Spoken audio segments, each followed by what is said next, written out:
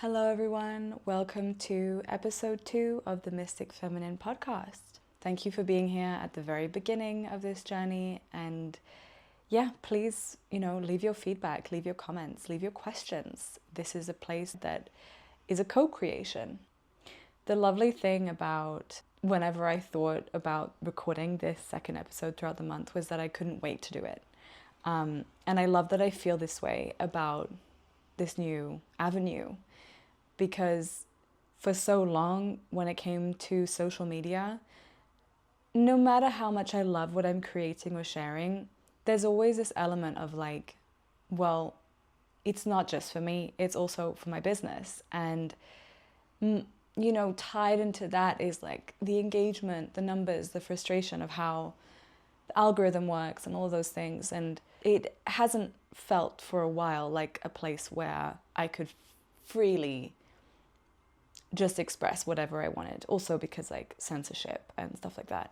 Given that it's ridiculous, but given that I speak a lot about the divine feminine, all the facets of feminine expression, there are even certain words that I'm worried about saying on YouTube. I don't know what the YouTube algorithm or censorship is like on here. I don't think it's as strict, but yeah, so there's been a lot of, feelings that have felt restrictive around there. And when it came to recording this podcast episode, I just felt none of that. I felt so at peace and just this feeling of looking forward to it and anticipation. So yeah. Well, a few announcements first. If you are listening to this within a few days of me posting it, I do have an event coming up in London for the launch of my Oracle deck, the Light and the Dark Oracle. It's a free event. Obviously, spaces are limited, but I would love to see you there. It's on April 7th in the evening in London, in Soho. There's going to be a celebration, and I'm planning lots of cute little things to make the space this really immersive reflection of the Oracle deck. The RSVP link is in the description box below, and I would love to meet you and be with you and celebrate with you. So that's a little announcement for that. I was reflecting on this yesterday. I spend so much time alone when it comes to the creation of things, obviously, because especially when it comes to creating something like a tarot deck or an oracle deck, you need to really devote yourself to the birthing of that thing. It's not just a art project, it's a system that needs to work. It's a divination tool that needs to make sense on some level energetically. So first it was like the 4.5-5 years of creating the tarot deck. Then I went straight into the creation of the oracle deck for 1.5 years. And there was a lot of solitude in that. And it's not something that I'm uncomfortable with because I've always been an introverted, solitary person. I can spend days on my own. No problem. I mean, no problem in the moment, but it's not healthy. I will admit that when I do spend too much time alone, even though I may not realize it in the moment, there comes a point where I'm like, why do I feel so, disconnected from the world? Why do I feel so sad? Why do I feel so lethargic? And well, it's because, as humans, we're not really built to be completely solitary creatures. But that being said, when it came to the launch of the Oracle deck, I just kind of made this decision a few weeks ago to have an event, to celebrate it. And it's completely out of my comfort zone. But I'm really excited about it.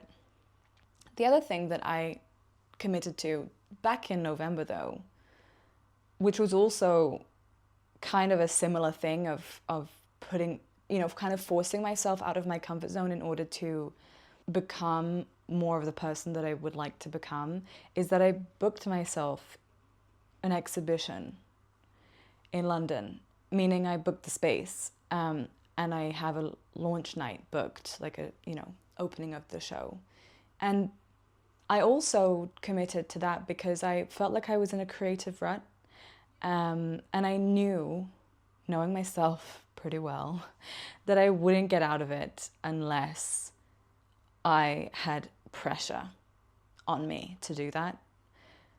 Because the thing is, when you work for yourself and you don't have anyone above you telling you what to do, you're the only person who's going to push yourself to grow in the directions that you want to grow. No one else is going to hold you accountable. So back in November, I booked this space. It's beautiful. I'm so looking forward to having an exhibition on in this space. It's going to be on for 3 weeks, and the opening night is 24th of June. I mean, I will announce that soon. But I will be honest with you, and I'm not proud of this. I haven't completed any artworks for this exhibition. What I've realized about myself, though, is that at least at this moment in time in my journey, it doesn't feel like I'm going to grow in the directions that I want to grow in unless I put myself in very uncomfortable positions. And it's probably true for a lot of people, but in the past, I've definitely compared myself to people in my life who are just a lot more organized and a lot more, they have much better sense of planning ahead and being, let's say, quote unquote, ready before beginning something. And I can't think of any moment in my journey that I have planned ahead of time so that I was completely ready to do something big or to take a next big step, and that could be seen as a flaw. There's definitely things that are not easy when you do it that way. And I'm sure that I will end up finding a balance there. But this particular year and these last 6 months have just been a lot of, doing that, like deciding, okay, I'm going to put on an exhibition. Okay, I'm going to launch this Patreon. Okay, I'm going to, do an in-person event for the launch of my Oracle deck. Okay, I'm going to do this. Okay, I'm going to do that. And then being in it and like, oh my God, like, now I have to commit to this. Now I have to really show up for this. And in the showing up for it, I am becoming the version of me that I want to become in a somewhat messy, chaotic way, but it's happening. And I really believe that when it comes to growing past our own limiting beliefs around what we think is possible for ourselves and our life, there's a balance between the inner work and then the taking the action. This is a big topic in like the manifestation world around how much action do you need to take, because technically you can manifest things just like that without having to lift a finger. It's happened to me, of course it has, but when it comes to big sustainable changes, I'm not talking about like a one-off, opportunity or moment that you manifest, but I mean like really up-leveling your whole life in a way that you've dreamed of for a long time. That requires a lot of inner work, a lot of nervous system work to be able to normalize that, so that when those things begin to manifest in your life, you don't become overwhelmed and freak out. And a bit like what I explained in the first episode of this podcast, a pattern that I've dealt with for all of my life is the feeling too overwhelmed too quickly, then my whole system shutting down, and like that resulting in not being able to show up for the thing that I'm calling in. And then it kind of doesn't happen, right? That thing that I'm trying to create or manifest through myself just sort of falls away because on a subconscious level, on a nervous system level, I'm not ready. So you need to do the inner work, but then you also just need to commit in a way where you can't back down. And I don't mean that in like, sometimes you do have to give yourself space and time, and you have to let yourself fail and try again. But I mean, like making commitments to yourself. For example, what I just remembered is that when I dropped out of university, I already knew this pattern about myself, that I quit things pretty quickly when I don't feel good about them or I get overwhelmed. And when I realized that I wanted to quit university within 5 months of arriving, I sat myself down and I was like, okay, Lucia, if you quit this is a big thing. Like, you can't just quit this and not do anything else. Like, you need to show yourself that you can see something to the end. So at that point in time, I actually booked myself an exhibition to prove to myself that I could see something the whole way through when it was something that I cared about, and that I could commit to something if it really mattered to me and if I was really passionate about it, that I wouldn't quit.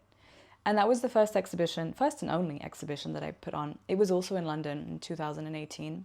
And I'm kind of finding myself in a bit of the same situation.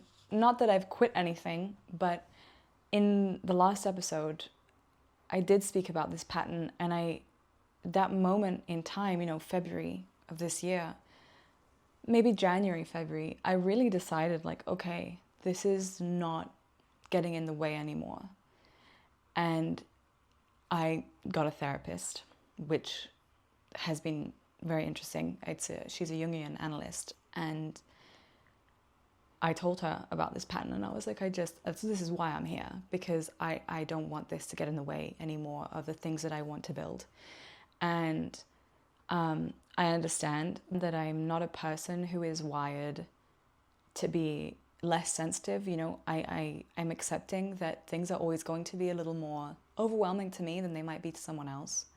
I'm not expecting myself to change on that level, but I just don't want to have this pattern subconsciously get in the way of me achieving what I came here to achieve, and to express what I came here to express, and to reach the people that I came here to reach. It's not going to happen if I shut down, if I hide, if I let my fear get in the way. Getting a therapist obviously has been part of that commitment. Also, booking the exhibition was part of that commitment. Even though it was back in November, it was a little different, because my initial reason for booking the exhibition was to get out of my creative rut. But deep down, I also knew that this was just going to be something that wouldn't allow me to give up on it if I booked it, So it kind of definitely came from that same space of not wanting to go back into an old cycle again and let the years go by and just not do anything about these dreams that are inside of me, and this potential that I can reach. It's not going to be reached if I don't push myself. I guess this is part of how I do things. It's not that I'm recommending that if you find yourself in a similar position that you should put an insane amount of pressure on yourself to achieve your goals and commit book things in that maybe you're not ready for. I don't want you to take this as advice, but maybe this might help you in another way. I want you to know that you are so much more powerful than you think, and that these things that seem like blocks, especially the internal things like the fear, the shame, the guilt, the what if this, the what if that, it's not, the stories like, I'm just not a person who can do that, I'm just not a person who has that kind of life. I want you to understand that you can change those things, and that your life will change when you start to change those stories. But changing those stories is difficult. It's not a walk in the park. It's not as easy as like, I'm going to do some affirmations and my life is going to change. It's something that you have to commit yourself to on a really deep level. When it comes to things that you have deeply limiting beliefs about, like, there are things in my life that I've been able to shift easily because I haven't had like deep-rooted stories about those things. But when it comes to,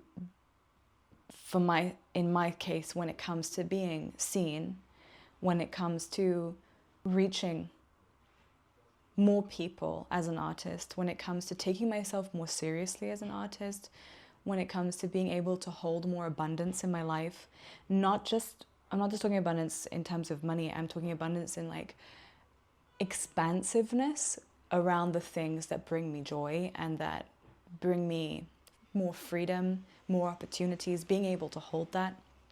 These are things that I do hold some pretty deeply limiting beliefs around. But these are things that are shifting for me, and I don't know what's going to happen next, but I feel that a lot of expansion is going to happen on the other side of these commitments that I've made to myself.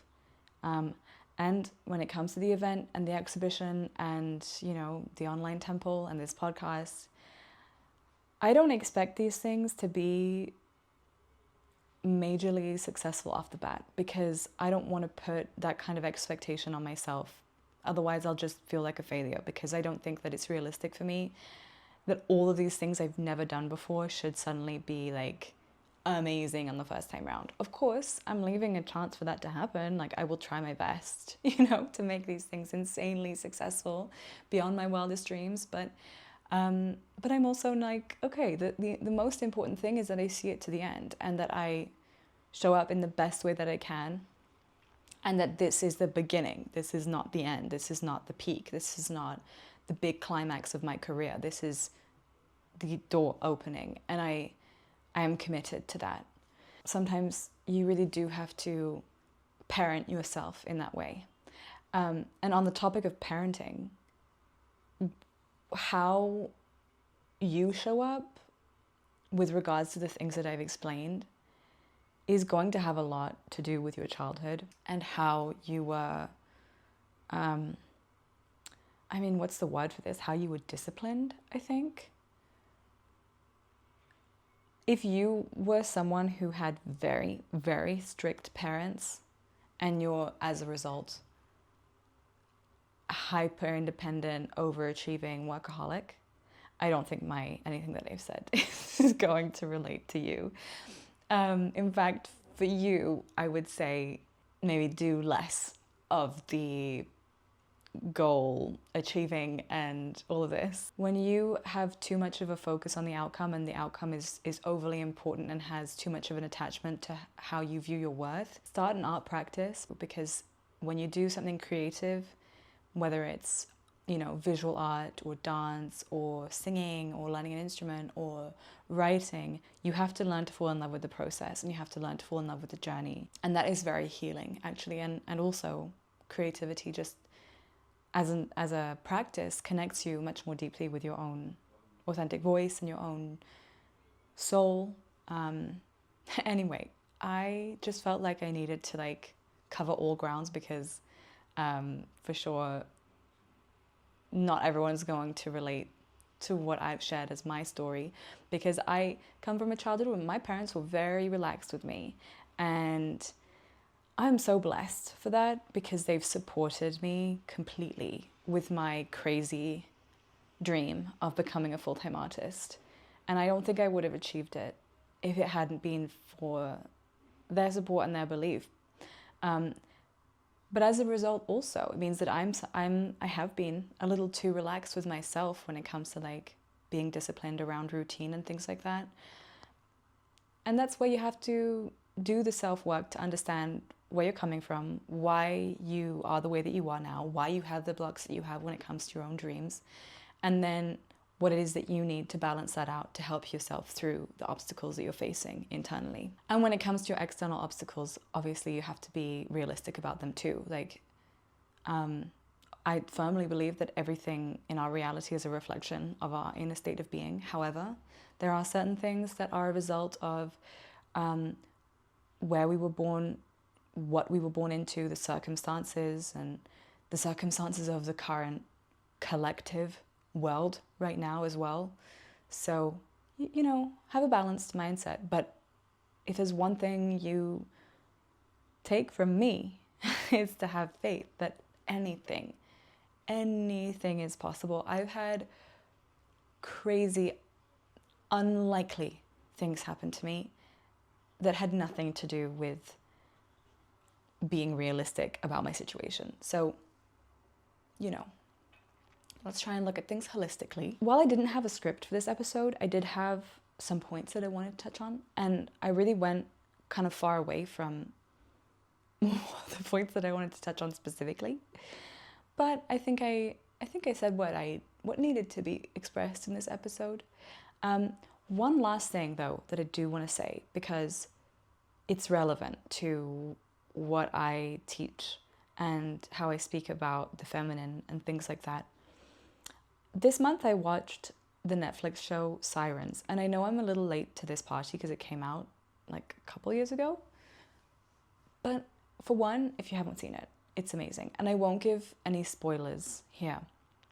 But it's called Sirens, and the three main characters, the three main female characters in that show represent the archetype of the siren. And if you think about sirens mythologically, they were, in stories, the mermaids, right, that sing their siren song and cause men to jump into the ocean and, you know, drown themselves, or they cause shipwrecks. So when there were shipwrecks, it was because of the sirens. And, you know, when you think about it like that, there's this pattern of men going, well, you know, wasn't my fault that this happened. It was the siren. It was her. Look, she was too beautiful and too sensual and too, like, her song was too seductive that I couldn't help it. I was distracted, and as a result, this catastrophe happened. It wasn't my fault, you know, like the lack of accountability and putting the blame on a woman's power, right? But archetypally, the siren represents this offshoot of the lover archetype, which we are currently working through within the Mystic Feminine Patreon space in the Archetypes course. And the lover archetype, in her wounded state, will purposefully use her beauty and her seduction and her influence to lead people astray for her own gain, to get her subconscious shadowy needs met, to know that she's beautiful, to know that she's powerful, to feed her ego, feed her sense of emptiness as well, to fill that void inside of her. But we also have to, so this is like, obviously the siren in these stories does represent that more manipulative, shadowy side of the lover, because these sirens in these myths are doing it on purpose, okay? It is also really interesting to analyze the way that, and the way and the reason why women do express this siren archetype in such a negative way, let's say, is because also of the way that we've been conditioned to view ourselves as powerless if it's not for the power of our seduction and how it can get our needs met, you know? Because the lover, when she's integrated and healed, feels whole in herself. She's really rooted in her body, rooted in her worth, rooted in her sense of self-value, and she simply just adores being alive and experiencing life through her senses and being in love and being in connection with someone else. However, she does know how to get her needs met in a healthy way, and she does know that she's worthy of getting her needs met.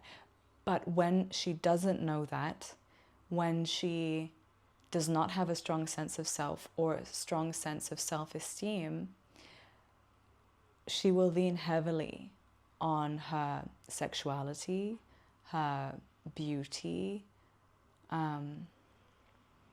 the power of her seduction to get her needs met in a way that is harmful to both herself and others. So that's not good, right? And a woman needs to be accountable for that pattern in her life. However, men also, and women do this too, it's not just men, but in this series, you really see the men play on that so that they don't take any accountability for their own setbacks, for their own mistakes, for the ways that they have caused themselves harm. In this show, you really see how that same pattern of the sailor saying, well, it was the siren song that caused me to crash my ship. You see the same pattern happening with these characters in the show. Not being able to, for example, hold space for a woman's anger without seeing her as something murderous, right? And it's so easy for these other characters to go, well, she was this dark current that pulled me in the direction where I then was harmed. It's the show. I would love for you guys to watch it, and then we can do like an analysis, because it also goes into the ways that unhealed trauma expresses itself, and how when we get into a relationship or any kind of connection with someone else who also has that trauma, and the way that we then respond to one another in that way. And in those situations, everyone involved is unable to see the reality of what's happening, right? Because it's pigeonholed into these archetypes playing out this story that has been written for centuries, right? The siren song, the shipwreck. That's what's so amazing about working with the archetypes, because you learn the mythology around them, you learn the stories, you learn how they function, how they express themselves through us. And so unless we go into them and access these archetypes and liberate them from this pre-written, wounded story, we're just going to play out these patterns over and over again in our life. So archetype work really allows us to free ourselves from the shackles of old patterns, ancestral patterns, trauma, ancestral trauma, wounds, and allows us to kind of be the real authors of our destiny, and also liberates us into the full potential of how we can express ourselves. You know, whether it's the lover archetype, whether it's the maiden, whether it's the warrior, the queen, the high priestess, the wise woman, all of these things, all of these archetypes exist in us as voices and forces that want to be claimed and awakened. And there's just so much that we can do that we don't realize we can do because we put ourselves in boxes. So anyway, that was a quick little side note in case anyone is interested in having more of a conversation on the Siren archetype and and the analysis of that show. I literally spent like an hour and a half after watching it on different Reddit threads looking at everyone else's analysis and going deeper into like the characters and everything, because beyond it being a good show, I was just so fascinated by how they portrayed the Siren archetype in those characters in different ways so amazingly well. Okay, I'm going to leave you with that. As always, please leave a comment below. Please give me feedback, write to me. I would love to hear your thoughts, and I will see you in the next episode. Bye.